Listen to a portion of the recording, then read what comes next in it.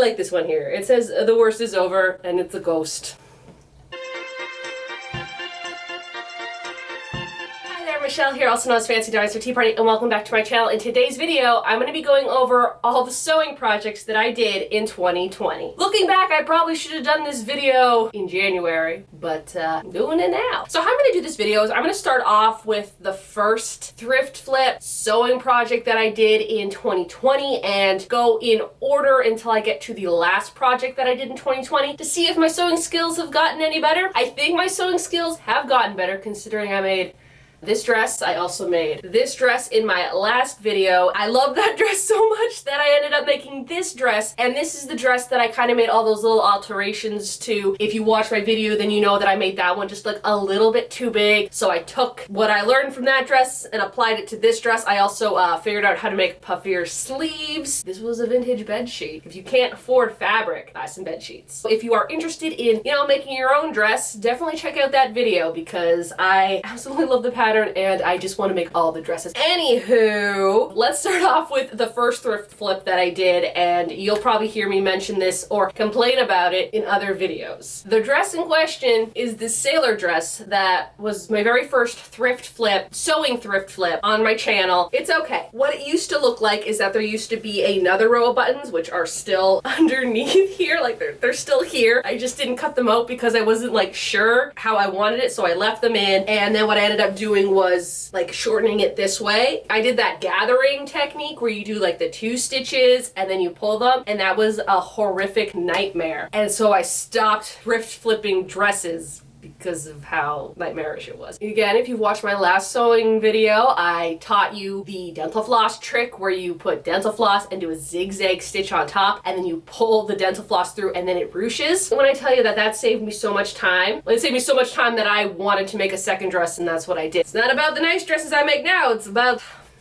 this one. I didn't wear it once. I thrifted it, left it in my closet for a long time, thrift flipped it, and then proceeded to leave it in my closet for a long time. It's been well over a year and I still haven't worn it. I tried it on today and I'm like, why haven't I worn it? And then I'm like, oh right, that's why I haven't worn it. Oh my goodness, there's pockets in here. Oh, I forgot about that. Right now, I give this dress a 5 out of 10 because I haven't worn it and I don't like how I thrift flipped it. I think what I want to do is I definitely want to redo it. I'm probably just gonna make the alterations, or maybe I'll do a vlog style because there's a few other things that I kind of need to alter. So if you guys are interested in me doing like a quick vlog video of me just alterating all the things that need to be altered, I guess let me know in the comments below. Plan for this is I'm going to just take in the sides a bit, undo all the ruching, and then redo it with the dental floss trick. I think I will survive that. 5 out of 10 because I haven't worn it. I would really like to wear it this summer because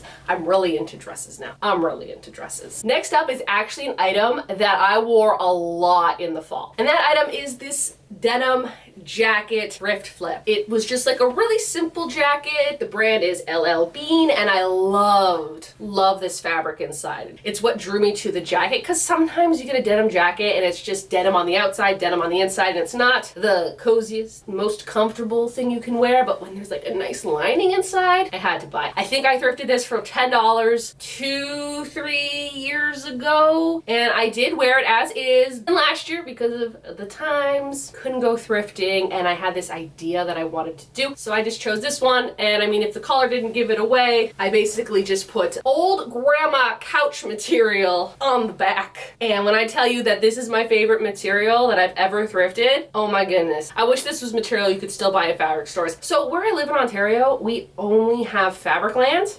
So they don't have anything like this, unfortunately, so I can't buy it. Also, just letting you know, in Canada, we do not have a Joann's and we do not have Hobby Lobbies. All we got is a Michael's and Fabriclands, and then like some random fabric stores here and there. For the most part, if I buy fabric, I'm going to Fabricland. I don't know if you can see how that texture is, but it's like a velvet, a velour. Growing up, my parents did have a matching couch and chair with material similar to this. I think it was more like orange and browns, and I wish they still had it. because I would have loved it now, but they don't. Anywho, that was like over 20 years ago. I would give this thrift flip a 9 out of 10, and the only reason why I'm saying a 9 is because when I sewed it, I accidentally sewed, you know, the little thing where you hang up the coat. I sewed it to the collar. It's kind of hard to hang up my coat without, you know, just hanging it like this. That's the only thing, and I know it's a quick fix, but I haven't done it yet. But other than that, this is one of my favorite thrift flips. Next up is an item that I actually use every single time I go shopping, and that is these reusable bags. These bags used to be a shower curtain, and I've made so many things with this material. If you've watched my making cottagecore hair accessories, I use the exact same material, and I still have material left over. Trust me, if this wasn't so see-through, I probably would have made a dress out of it. For a reusable bag, I absolutely love it. So when I made that video a year ago, this was the bag that I first made, and I kind of just molded over the typical bag that I would use in high school, 2006, 2007, when I first started sewing. And this was the type I would just do like a triangle, 2 handles, and then just kind of sew them like this. And don't get me wrong, like I use this bag all the time, but the bag that I'm like really proud of is this one here, just because it's so trendy, I want to say. Like this is like more of a trendier bag. It also looks like a top. I just really like how I made this bag, and this is the one that I use the most. Also, what's great about this material and this bag is that like I can just roll it up in a ball and fit it in my purse, fit it in a pocket. It is so lightweight that it doesn't like weigh you down. Like, you know, when you put too much stuff in a bag and it's just heavy, this is like super, super light, and I use it all the time. I give this probably a 9 out of 10 because again, my sewing skills could do better. It's lasted a year without falling apart, so that's always a good thing. So the next dress wasn't really a thrift flip. It was just a dress that I wasn't wearing because of the style, and I wanted to make it more my style. That is this dress here. It's super cute. I really like it. It has pockets, but what was wrong with it is that it was just a little too grungy, a little too 1990s for my taste. The zipper is something that I'm not the biggest fan of.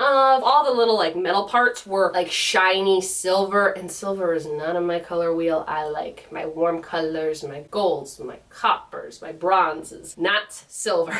What I ended up doing was I just changed all these out for copper colors. There was a little zipper pull, but again, it was like very silver, so I switched that out, and I put like, I think it was like a piece of polymer clay that was shaped like a flower, and I put it in here, but it broke on me again because I wasn't cooking the polymer clay properly. I haven't worn it, so I think I would probably give it maybe a 6 or a 7 out of 10 in the terms of like wearability. It's fine. It's just, it's a little tight on me right now, so I haven't really worn it, and I wish the zipper wasn't there, but I just didn't want to take the zipper off at the time and replace it. I think I might now with like a copper one, so it kind of like all matches. Next up, this skirt. I don't know. I don't know. I have not worn it, and I don't know why, because it is one of my favorite shades of yellow, and it's velvet. Like, it has all the things that I wanted, and it originally was a dress that I got at Old Navy, and I think it was on sale for $10, and that's why I bought it. I didn't wear it. It's one of those items where I'm like, why didn't I wear this? And I have no excuse of why I didn't wear it. Even added belt loops so I could put a belt through it. Definitely give this like a 6 out of 10. The sewing skills are pretty okay. It's still pretty cute. This is definitely a fall skirt, and if I don't wear it this fall, then I will probably donate it or something, or use this material for something else. You know what I think it is? I think it's because of how clingy this is, and it like just clings to you, even though it has a lot of swooshiness to it. Just doesn't look good on me. I think that's the problem. We'll see in September, in October, what I'm gonna do with this, because right now I'm not gonna wear it this summer. Next up is this plaid dress that I actually shortened, and I made a face mask with it, and I also made a matching scrunchie. I think it's really cute. I think the thing that is throwing me off is like this army green and this like Barney purple that like is just mixing together, and from afar it looks fine, but when you're like up close to it, it just doesn't look right. So what I want to do with this is I want to take these 2 buttons off. I want to fold it like that,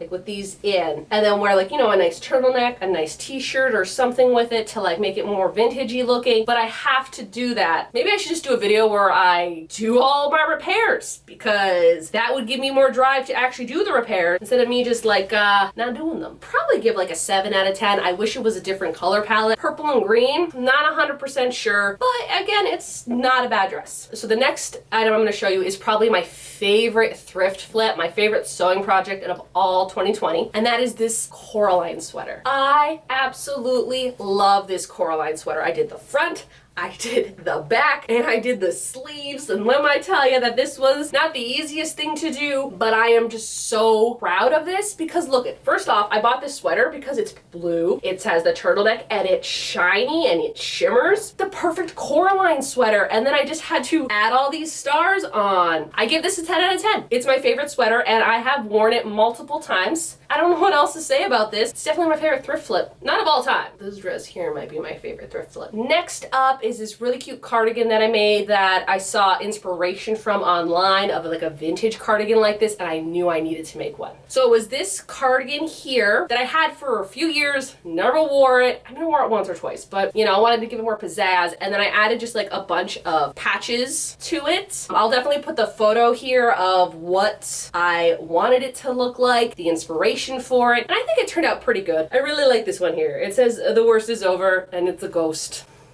I would give this probably 10 out of 10. I think it was a pretty easy thrift flip. Also, it's just super cute. It's not too much. I think that if I would have like made the whole thing patches, it would have been like a little too much. I might add like a patch here in the future. You know, I wore it a few times and I got a compliment on it one time. So I like this one. The last sewing item that I did on my channel in 2020 was this skirt here. Super cute. All I did was I cropped it at the bottom. I think I made a headband and a matching scrunchie. I love my matching scrunchies with my outfits. I haven't done it for this. For this dress here, I definitely want to do a matching scrunchie and I want to do a matching face mask. I wore this in the winter a few times. I actually kind of like this for the summer too, with like a cool band tee or just an oversized shirt. It kind of gives you that like grungy kind of look, but also you're still kind of vintage and classy because it's a skirt. I don't know. I just really like this one. I definitely give it a 10 out of 10. Although the last time I wore it, which was last week, I broke a button off of it, so it has to go back into my sewing pile again. Fantastic. I'm gonna mention one more item, and this was actually like my first big sewing project in 2020, but I made it when I still worked at the theater, so I was using their sewing machine, so I couldn't like film myself doing it. I'm going to include it in this video, even though I didn't make a video about it. And it's this backpack.